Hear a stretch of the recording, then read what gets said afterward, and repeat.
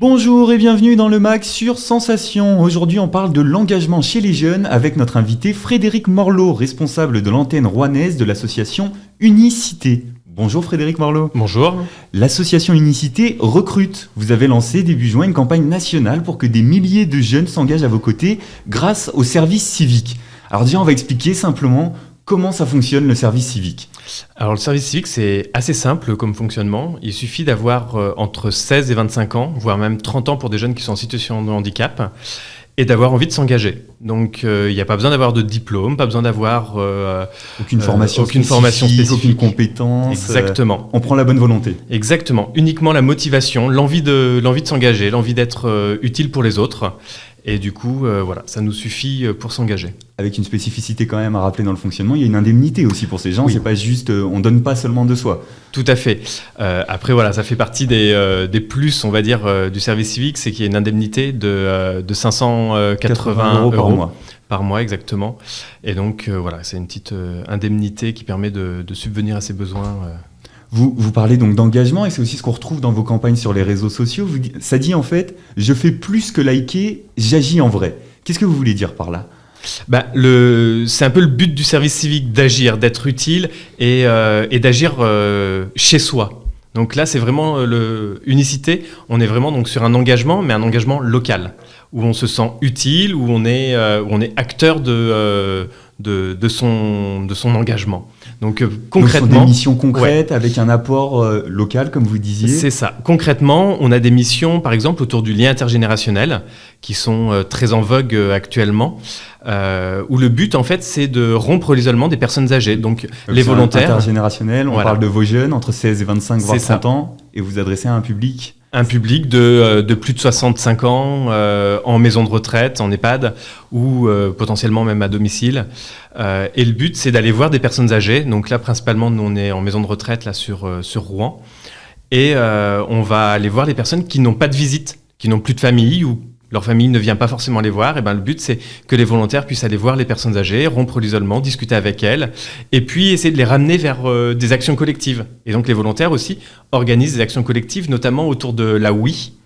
Donc jouer à la Wii avec les personnes âgées. La console de jeux vidéo. Oui, la console. Et le but, en fait, c'est de garder de la mobilité en jouant au bowling, en faisant du hula hoop, voilà, des choses comme ça. Alors cette question de l'isolement des personnes âgées, elle est devenue particulièrement prégnante ces dernières semaines avec le confinement des établissements médicalisés dans lesquels ces personnes peuvent vivre.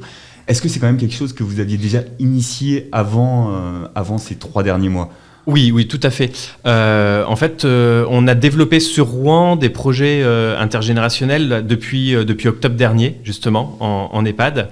Et du coup, on s'est rendu compte avec le Covid que le besoin était encore plus important que ce qu'on aurait pu imaginer, et aussi pour des personnes à domicile.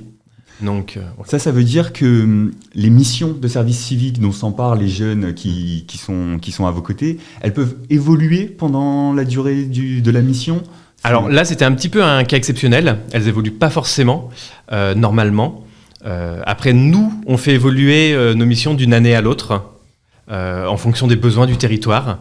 Mais la mission du volontaire, elle va rester la même du début jusqu'à la fin de son engagement. Ils pourront par contre, je tiens à préciser, mettre aussi qui ils sont dans cette mission. C'est-à-dire qu'il y a un cadre, mais qui est assez large pour qu'ils puissent proposer des choses qui leur tiennent à cœur, mettre vraiment qui ils sont et ce qu'ils ont envie aussi dans cette mission-là. Oui, là on touche donc à l'intérêt que ça peut représenter pour les jeunes qui s'engageraient auprès de vous. Vous recrutez, qu'est-ce que vous proposez ? Alors nous, on recrute 72 volontaires là sur Rouen. Donc sur plein de missions différentes. Donc j'ai parlé des missions intergénérationnelles, mais on a aussi des missions autour du handicap et de l'aide aux aidants, du répit parental. On a des missions autour de la culture, autour du droit des enfants, et également une mission autour de la santé, de la sensibilisation à la santé par les jeunes pour les jeunes. Et une dernière mission où c'est des jeunes qui montent eux-mêmes leur propre projet de solidarité. Oui, parce que j'allais vous demander comment est-ce que vous les trouvez, ces projets, ces opportunités ? Ce sont des missions créées exprès pour les jeunes et pour le service civique ? Oui, c'est des missions qui sont vraiment créées exprès pour les jeunes, pour des missions, c'est des vraies missions de service civique, et en partenariat avec plein de partenaires, aussi bien local que national. Des partenaires privés, associatifs, publics Alors, partenaires privés, partenaires publics, et souvent en partenariat opérationnel, partenaire associatif, mais on a, par exemple, sur Rouen, l'entreprise Malakoff Humanis qui est financeur. On a aussi... on a Vinci qui est financeur, on a la G2R La Mondiale, la Fondation Massif, donc on a pas mal de partenaires privés à vos côtés. Exactement. Vous dites que ces missions peuvent servir de tremplin professionnel pour les jeunes. Comment est-ce qu'on intègre une mission de service civique dans ses études, dans son entrée dans le monde professionnel? Comment est-ce qu'on peut articuler ces éléments ?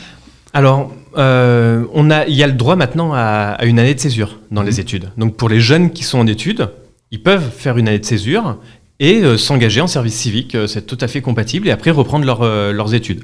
Il y en a d'autres qui attendent la fin de leurs études pour faire un service civique parce qu'ils ne se sentent pas forcément prêts de rentrer dans le monde du travail. Et c'est justement un bon entre-deux. Entre le monde du travail et les études, de s'engager en service civique, ça apporte quand même un petit peu de rigueur. Et donc, oui, ça peut se valoriser ensuite comme expérience ? Ça se valorise totalement. C'est même de plus en plus, j'allais dire, reconnu. C'est reconnu par les entreprises, mais maintenant les entreprises sont de plus en plus demandeuses en fait, de voir ça sur un CV, service civique. Une forme de pré-expérience professionnelle ?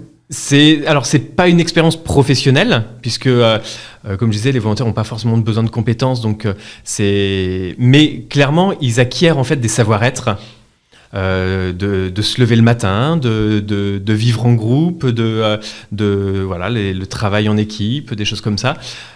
Donc, c'est des savoir-être en fait qui sont très appréciés par les entreprises. Et vous menez également d'ailleurs un accompagnement après service civique. Qu'est-ce que ça veut dire ? Comment ça fonctionne ? Alors, on fait un accompagnement sur toute la durée du service civique. Donc, l'objectif, c'est pas de faire venir des jeunes, de leur dire vous faites votre service civique et après on veut plus vous entendre parler de vous, on vous jette dans la nature.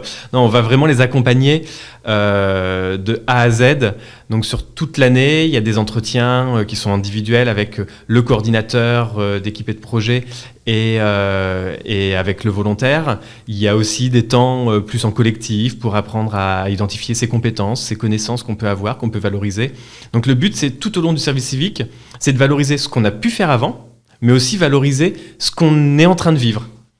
Et du coup, voilà, pour que l'après-service civique soit bénéfique pour le volontaire. Ça peut même donner, par exemple, un passage direct du service civique qui touchait un secteur particulier et immédiatement dans la foulée, la personne se retrouve à travailler dans ce secteur, dans ce domaine, parce qu'il a été développé dans le cadre de ce service civique ? Ça peut arriver. C'est pas le but premier du service civique, mais ça peut arriver qu'il y ait des volontaires qui trouvent un emploi à l'issue de leur service civique. Ouais.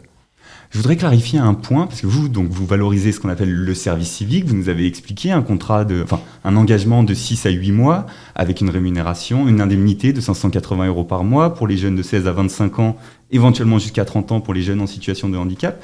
Du côté du gouvernement, on a beaucoup parlé l'an dernier du service national universel, qui était plutôt à destination des jeunes de 16 à 18 ans. Est-ce que c'est la même philosophie ? Est-ce qu'on se retrouve dans cette notion d'engagement pour les jeunes ? Alors, le but du service national universel, c'est aussi de favoriser l'engagement, puisqu'il se fait en 3 phases. Je ne vais pas trop développer, mais la 3e phase, en tout cas, intègre le service civique et d'autres formes d'engagement qui peuvent exister, de volontariat. Donc le service national intègre d'autres choses, il concerne toute la population. Il concerne tous les jeunes. À partir de 16 ans, en fait. Et il intègre, en fait, le service civique dans sa 3e phase de développement. Donc, du coup, il est plus large que le service civique. Merci Frédéric Morlot de nous avoir accompagnés aujourd'hui dans le MAG sur Sensation. Je rappelle que vous êtes responsable de l'antenne rouennaise d'Unicité et les jeunes ou leurs parents qui nous ont écoutés aujourd'hui peuvent retrouver sur le site officiel d'Unicité et sur les réseaux sociaux, Facebook, Twitter, toutes les informations pour s'engager auprès de vous avec le service civique. Quant à cette émission, elle est disponible en replay audio et vidéo sur notre site internet et sur l'application Radio Sensation. Merci. Merci.